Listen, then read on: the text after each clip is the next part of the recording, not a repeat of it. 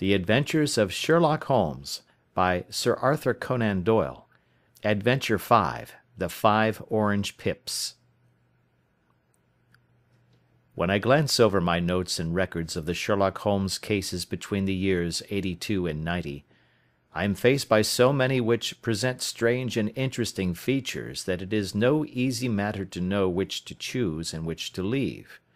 Some, however, have already gained publicity through the papers, and others have not offered a field for those peculiar qualities which my friend possessed in so high a degree, and which it is the object of these papers to illustrate. Some, too, have baffled his analytical skill, and would be, as narratives, beginnings without an ending, while others have been but partially cleared up, and have their explanations founded rather upon conjecture and surmise than on the absolute logical proof which was so dear to him. There is, however, one of these last which was so remarkable in its details, and so startling in its results, that I am tempted to give some account of it, in spite of the fact that there are points in connection with it which never have been, and probably never will be, entirely cleared up. The year '87 furnished us with a long series of cases of greater or less interest, of which I retain the records. Among my headings under this one 12 months, I find an account of the adventure of the Paradol Chamber, of the Amateur Mendicant Society, who held a luxurious club in the lower vault of a furniture warehouse; of the facts connected with the loss of the British bark Sophie Anderson; of the singular adventures of the Grice Pattersons in the island of Uffa; and finally of the Camberwell poisoning case. In the latter, as may be remembered, Sherlock Holmes was able, by winding up the dead man's watch, to prove that it had been wound up 2 hours before, and that therefore the deceased had gone to bed within that time, a deduction which was of the greatest importance in clearing up the case. All these I may sketch out at some future date, but none of them present such singular features as the strange train of circumstances which I have now taken up my pen to describe. It was in the latter days of September, and the equinoctial gales had set in with exceptional violence.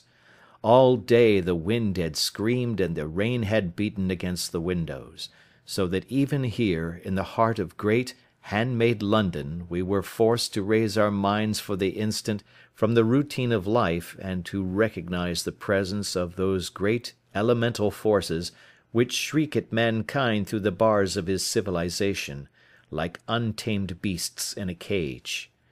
As evening drew in, the storm grew higher and louder, and the wind cried and sobbed like a child in the chimney. Sherlock Holmes sat moodily at one side of the fireplace, cross-indexing his records of crime, while I at the other was deep in one of Clark Russell's fine sea stories, until the howl of the gale from without seemed to blend with the text, and the splash of the rain to lengthen out into the long swash of the sea waves. My wife was on a visit to her mother's, and for a few days I was a dweller once more in my old quarters at Baker Street. "Why," said I, glancing up at my companion, "that was surely the bell. Who could come to-night? Some friend of yours, perhaps?" "Except yourself, I have none," he answered.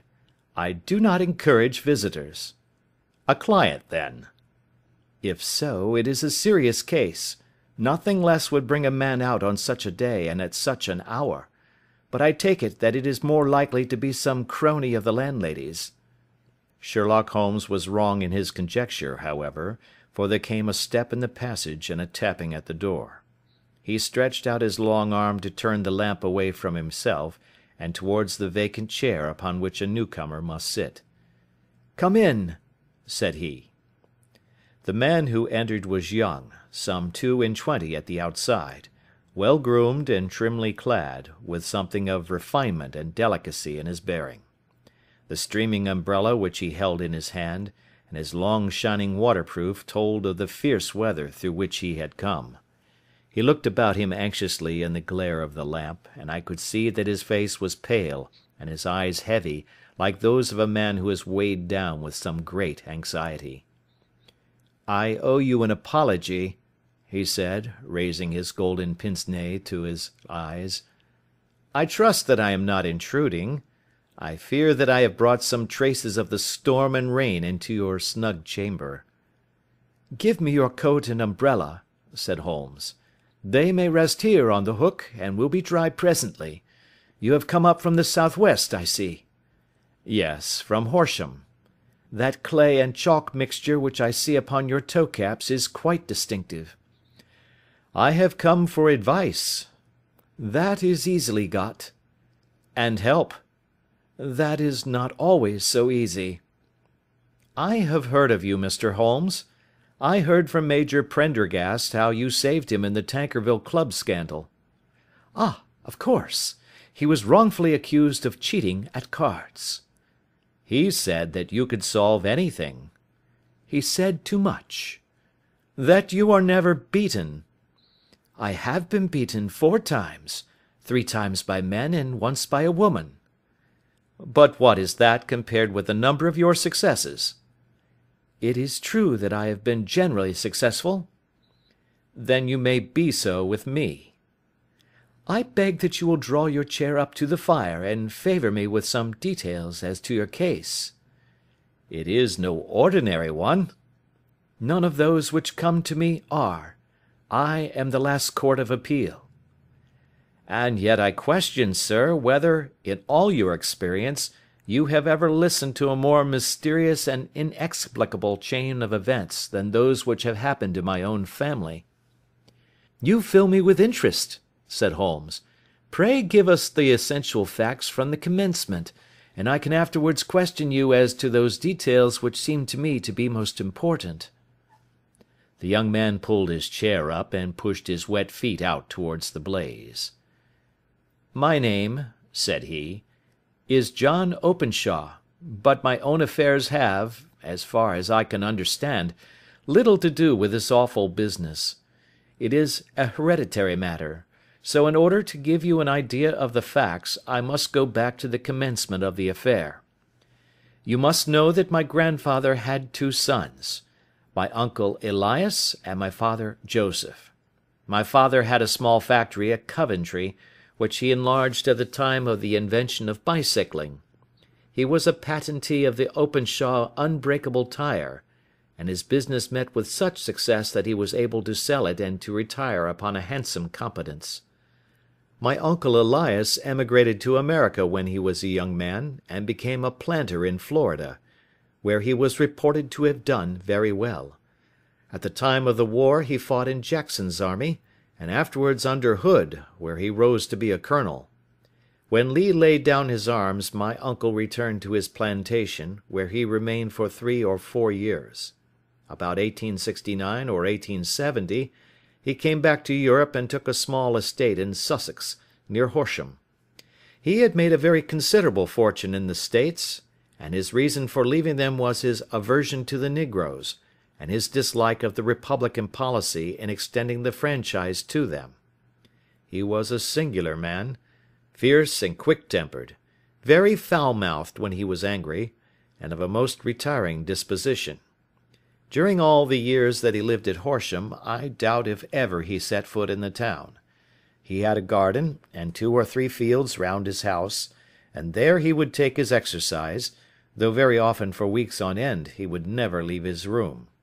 He drank a great deal of brandy and smoked very heavily, but he would see no society and did not want any friends, not even his own brother.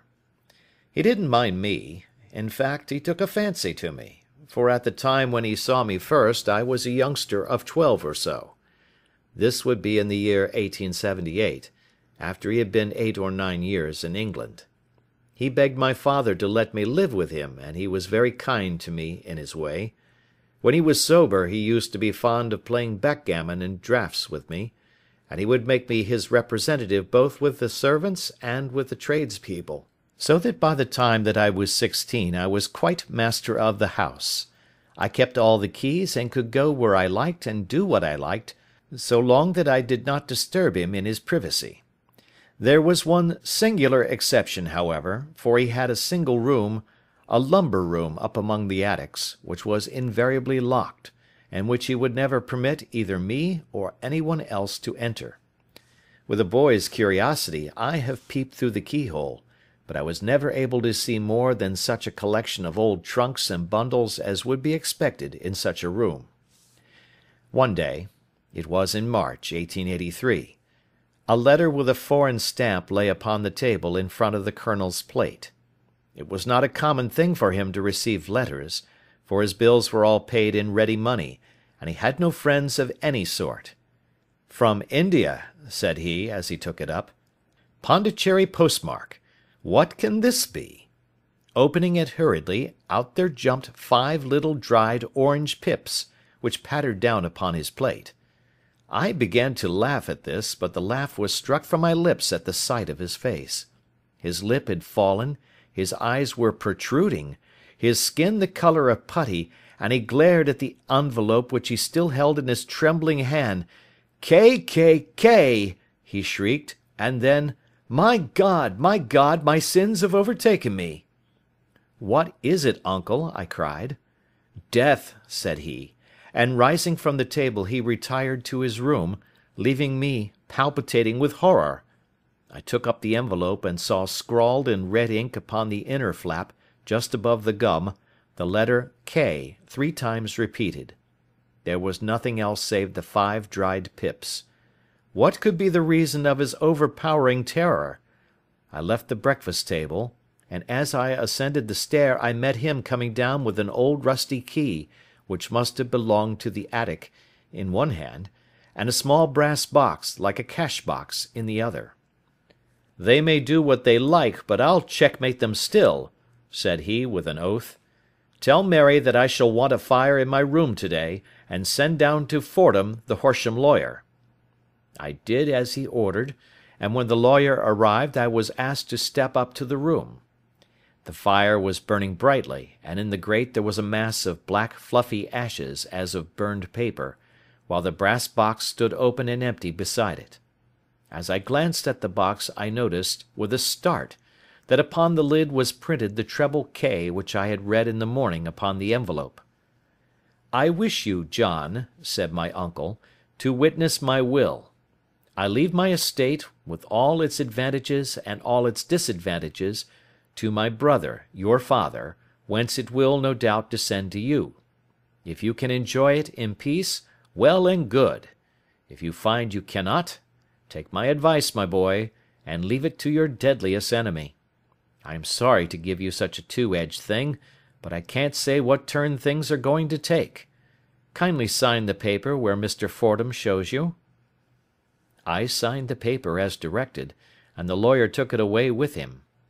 The singular incident made, as you may think, the deepest impression upon me, and I pondered over it and turned it every way in my mind without being able to make anything of it. Yet I could not shake off the vague feeling of dread which it left behind, though the sensation grew less keen as the weeks passed and nothing happened to disturb the usual routine of our lives.